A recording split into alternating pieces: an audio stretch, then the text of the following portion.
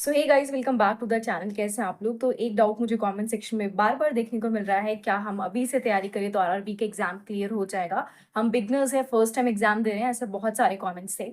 तो let me answer you honestly, और आप बातों को ध्यान से सुनना। मतलब मैं जेन्युइन बोल रही हूँ, कुछ भी ऐसा नहीं है कि मैं कुछ आपको मोटिवेट करने के लिए कुछ अच्छा बोलूंगी। मैं तो बिल्कुल सच बोल रही हूँ। तो अगर लाइक किसी को ऐसा लगे कि मैं डीमोटिवेट करूँ तो आई एम वेरी सॉरी, मेरा ऐसा इंटेंशन नहीं है, ठीक है।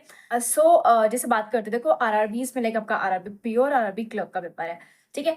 आपने अगर आप दूसरों की बातों पे तो बिल्कुल भरोसा ही मत करो। आप प्रीवियस ईयर की कट ऑफ उठाओ, ठीक है। आप डायरेक्ट प्रीवियस ईयर की कट ऑफ उठाओ। आप देखना 80 में से स्टेट्स में यूजुअली 70 प्लस जाती है, किसी किसी स्टेट में 77 78 ये तक कट ऑफ चली जाती है। आरआरबी क्लर्क की बात करूँ, आउट ऑफ 80।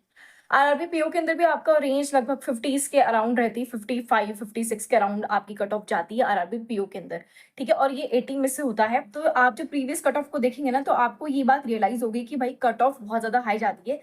इसका सिंपल सा आंसर है, देखो अगर आप अभी से अपनी तैयारी स्टार्ट करते हो, मतलब आज से अपनी स्टार्ट कर रहे हो प्रिपरेशन, तो सीरियसली कट ऑफ क्वालिफाई करना डिफिकल्ट है। मतलब नहीं ही क्वालिफाई होगा, आप ये लगा लीजिए।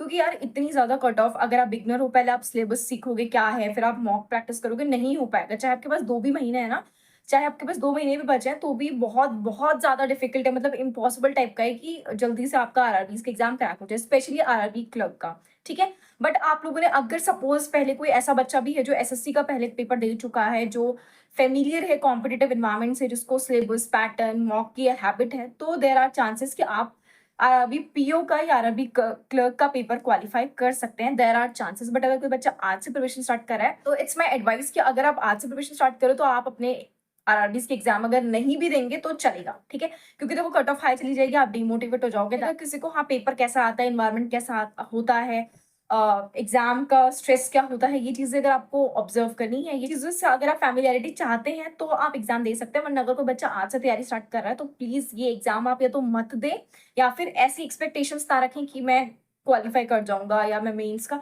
अभी अगर आप स्टार्ट कर रहे हैं तो जस्ट आप बेसिक से स्टार्ट करें, बहुत स्लोली, आराम से। आप अब तो आपकी जो एग्जाम्स है बेसिकली वो नेक्स्ट ईयर ही होंगे, जुलाई के आसपास। तो अपनी प्रिपरेशन को आप अच्छे से कीजिए, प्रीलिम्स टू मेंस अच्छे से कवर करना। बट ऐसे होप मत पालना है सच कि भाई हो जाएगा, क्योंकि मतलब not only for beginners, but जो कभी कभी तो रिपीटर्स के लिए भी बहुत डिफिकल्ट हो जाता है। क्योंकि देखो इसके अंदर ना इंग्लिश नहीं आती।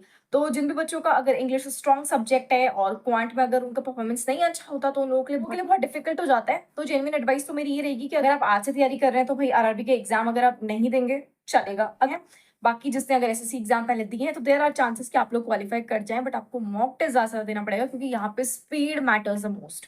आरआरबी का एग्जाम इकलौता ऐसा एग्जाम है जिसमें लाइक हम बोलते हैं कि आपको 80 अटेम्प्ट करने चाहिए, वरना 78 79 अटेम्प्ट तो आपके होने ही चाहिए यार। इससे कम अगर अटेम्प्ट है तो भाई बहुत डिफिकल्ट हो जाता है। तो 75 अटेम्प्ट करने का मतलब है कि आपको ऑलमोस्ट दोनों सेक्शंस में फुल ही स्कोर करना पड़ेगा, है ना। तो वही चीज है कि डिफिकल्ट हो जाता है। तो मेरी जेन्युइन एडवाइस तो यही रहेगी भाई कि आप लोग आने वाले एग्जाम्स की प्रिपरेशन करें और आरआरबीज के ऊपर अपना माइंड डाइवर्ट मत करो। अभी जो बाकी के आने वाले एग्जाम्स है उसकी तैयारी करो, ठीक है। बाकी किसी को कोई डाउट करी होगी तो कमेंट सेक्शन में ड्रॉप कर देना। आईबीपीएस क्लर्क का भी एडमिट कार्ड आ चुका है। आप लोगों का कब पेपर है मुझे कमेंट सेक्शन में जरूर बता देना। So thank you everyone, bye bye, take care.